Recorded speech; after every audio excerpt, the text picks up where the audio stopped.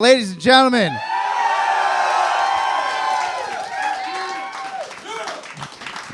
I was going to say it's Dan and Pat, but you guys beat me to the punch. They're excited to see you guys. Thank you for joining us on the show today. El Camino, December 6th. Why is it called El Camino and there's a minivan on the cover? Is that a question you guys get a lot? We've never been asked that. Actually. Never? Yeah, it's the first time. Because we thought it was funny, I guess, is the answer. Was that was the van? He loves it. Yeah, dude is stoked. Now, Bob Odenkirk is doing the promo video for you guys, which was hilarious. Is that the same van from the cover, or is it just a reasonable facsimile? It's just a facsimile.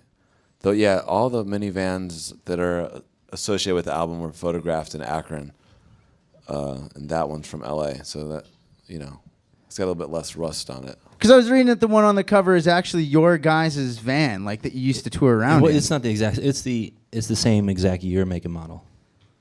That's Same '92 Plymouth Grand Voyager with the wood panel. Wood paneling is very, very beautiful. Now, a few weeks ago, I was reading that there was going to be a new Black Rock album coming out as well, and then it turned out that was just something that was you guys had worked on a while ago and was then leaked to the internet. Does that get frustrating that you have to like explain things like that, or do you find it, you know, really flattering that people are that excited about what you're doing? A little bit of both. I mean, it shouldn't have leaked in the first place, but you know, it's no big deal. It was just some leftover stuff that we'd done from the first Black Rock thing. We don't really have any plans to put it out right now, but you know, maybe someday it'll see the light of day. Now, you were also saying that you tend to go into the studio and just record enough stuff to put out an album, but that's like extra stuff from the Black Rock album. Is there other like unreleased stuff out there that will never ever see the light of day? What, unreleased Black Keys stuff? Black Keys and Black Rock stuff. Yeah, there's a lot of stuff. We probably have an album's worth of unreleased material. But that's all because it's really horrendous. Seriously, sounds so bad, all that stuff. We were trying to do a record that sounded like Quad City DJs, and most of it's from that. It's kind of is a Miami bass themed album.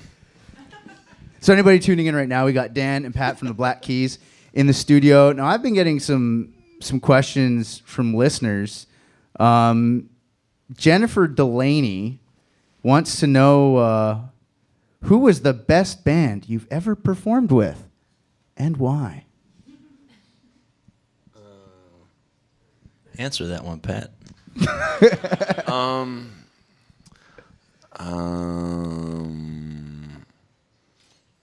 I don't know how to answer that. We have them seriously boring radio right now. Yeah, you know what? Step it up. Okay, all right. Well, we performed with Ray Davies once. Yeah, there you go.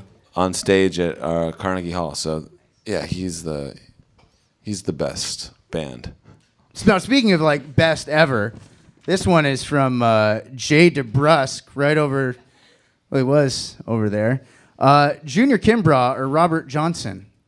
Question mark.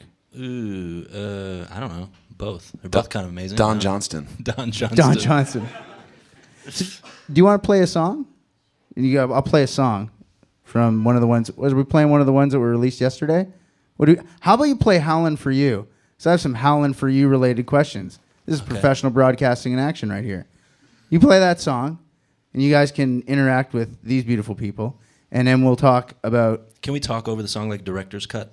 No, but I did want to ask you all about, like, that music video is amazing, but we'll talk about that in a second. Wait, before you play it, have you seen the Arnold Schwarzenegger Total Recall?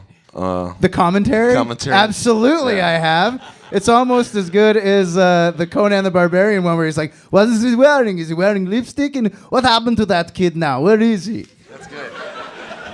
What is he doing? Cool, so we talk like that over top of this song. Me? I can't. I only know like 5 expressions. Look out for the helicopter. I can't do that the whole time. I'll be willing to try, but it'd be probably pretty awful. Do you ever get like really ridiculous things from people when you're on stage, thrown at you perhaps? Aside from underwear. Yeah. Yeah, we get strange things thrown up on stage all the time. Beer bottles. Beer bottles. But they're thrown gently, like tossed so that you can have a sip, right? You can't really throw a glass bottle gently enough. You know what I mean?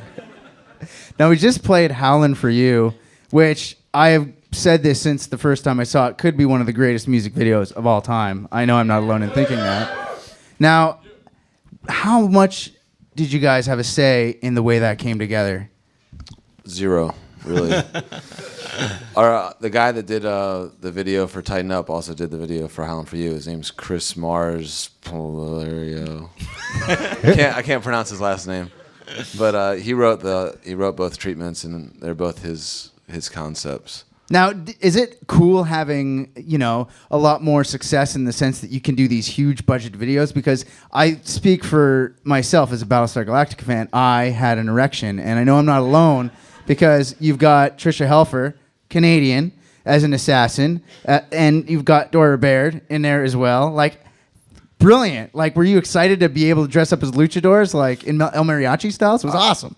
I didn't know anybody who was on. We had no idea in the video. I knew Todd Bridges. Yeah, that's pretty good.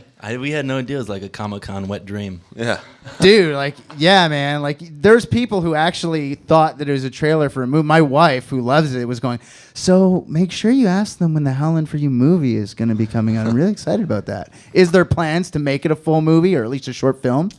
No, not yet. We could stop the interview. there are plans to make it a full series on the Sci-Fi Network, though. Oh my God, I would totally watch that show. It'd be amazing.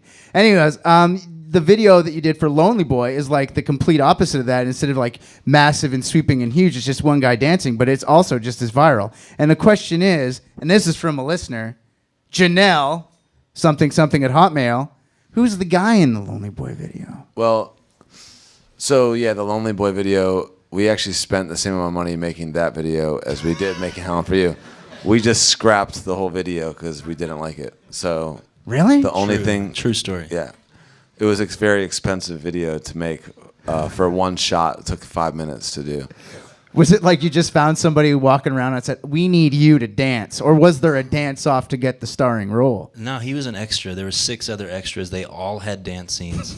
He was the only one that listened to the song, came up with dance moves. He just killed it. Yeah, he delivered. I just wish that you guys would put out an unreleased music video, DVD, CD combo, because I'd buy it. It sounds brilliant. We'll get working on that. Yeah, he'll get to work. Anybody tuning in, we got Patrick and we got Dan from the Black Keys joining us in the studio. We got more listener questions. This one's from Dennis Lynch, and I was asking this myself. What is it that made you guys want to pick up instruments in the first place? I started playing guitar when I was 12, and I think it's just from listening to Jimi Hendrix, I guess. But turns out I don't really play guitar like Jimi Hendrix. It's true. Yeah, I play it like Jeff Hendrix, his cousin. What about you, Dan? I think I started playing guitar when I was 14 or 15, just because my mom's family, they all play guitar. Just sort of wanted to be able to play along with them. Now, I'm not sure if it's a big deal in the States as it is in Canada, but if you look at that guy's shirt, you got mustaches on there. And in the Howlin' For You video, some sweet stashes you guys were sporting. And this is all part of Movember, where guys raise funds and awareness for men's health and men's health issues by growing mustaches. Do you know that you guys could make it huge in the States if you guys do it with your amazing ability to promote things like that? In the Howlin' For You video, they had to glue that mustache on top of my mustache. I believed it. It was disgusting. Gluing hair on top of hair. It was really gross. Well, that's the dream, is that you grow an awful mustache, and then people respect you more. Like, look at this. I look disgusting. Yeah. Yeah, I look awful. I still did that. I like people to wear mustaches to raise money for men's health issues, because I can't grow a mustache. Me neither, dude. I mean, I know you have one. I can't. I don't have one. In this light, though, you can kind of see it. I just have so much testosterone that it cancels out all the other testosterone. Anyways, I got another question from a listener. This one's from Wade. Hi to you guys. I want to name my firstborn after Dan or Pat, but my wife doesn't want Dan or Pat as a name. Do they have any good suggestions that are better? P.S. The Supro Martinique is the greatest guitar ever. Where on earth did Dan find it? From Wade. I'll suggest Alfred. Alfred. Yeah, I would suggest Alfred too. Just name my boy Wilfred in August. And if it's a girl, Alfreda. Alfreda. Fantastic. Where Super Martinique? Oh, I got it in Cleveland. Cleveland, at this place called Timeless Guitars. Now, do you find yourself going to like cities when you're on tour and looking for rare and elusive instruments? Yeah, all the time. Sort of an addiction. Is there something like that you're still looking for that you can't find? No, not really. I mean, I'm just always kind of bored when I'm on tour, like during the afternoon. Go to record shops and go buy some records or go to music stores.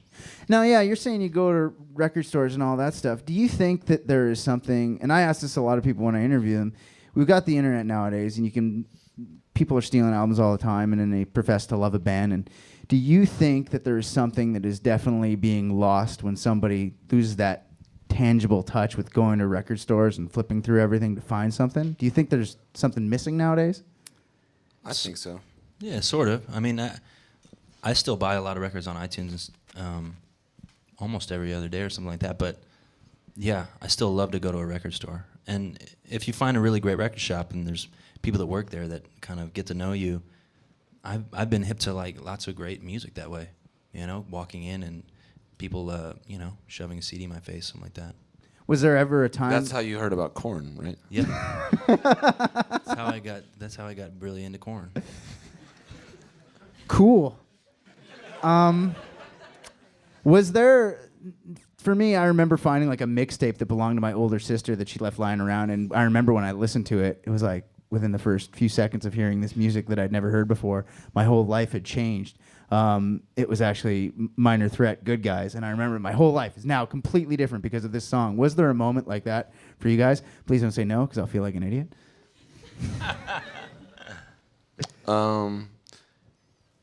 Yeah, I mean, the first time I heard Nevermind by Nirvana, I was like 12. Yeah, I think that kind of made me think that there were a lot of bands I should be listening to. And it's either that or the first time I heard Slipknot. I don't. Okay, El Camino is on store shelves on December 6th, and you guys released 5 songs yesterday. How do you pick which songs you're going to release, man? We don't. We just let the record label choose. Okay, well, we turned in all the songs for the album and just told them we wanted them to pick whatever was the most kind of horrorcore. something that Arnold Schwarzenegger would talk about on DVD. We're making a horrorcore album, scarecore. Scarecore. And this is the part of the movie where the guy comes out of his belly and tells him to open up his mind. This is from Misty Mapleback. What? Whoa. Isn't that a great name? Mapleback? Sounds like a... Yeah. We've seen her Yeah, we've seen her perform. It's like if Glenn Beck dry humped a tree or something. What was the most humbling experience of your career so far? Right after we won our Grammys, we were pushed out of the way on the red carpet by Kim Kardashian, so that the situation could interview her. So.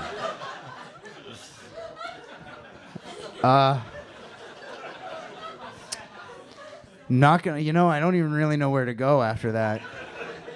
Thank you guys for coming on to the show today. I know that you guys are super busy guys and your careers are all blowing up. I really appreciate it. Before I go, one last question. Do you feel that a lot of times now, things that you do are more under the microscope than ever before, both musically and personally? Well, I guess there's more people paying attention to us now. So, yeah, maybe. I guess so. But, yeah. Cool. Right. I mean, you kind of knew the answer to that when you asked it, though, right? Well, kind of, not really. I mean, I don't know whether you guys care about it or even bother to acknowledge We've always it. been on the microscope because our parents have Google alerts and they know what's up, so we can't really horse around. Are your parents big fans of your music? Like they say, I really like this new song. Is that how your mom sounds? Yeah. Mm-hmm. Yeah, absolutely. Our That's brother- how our father sounds. Well, thank you guys once again. I know everybody in here appreciates your time. Everybody listening, watching back at home. Thank you once again. This is another song released yesterday. It's called Sister. Black Keys. One more time, everybody.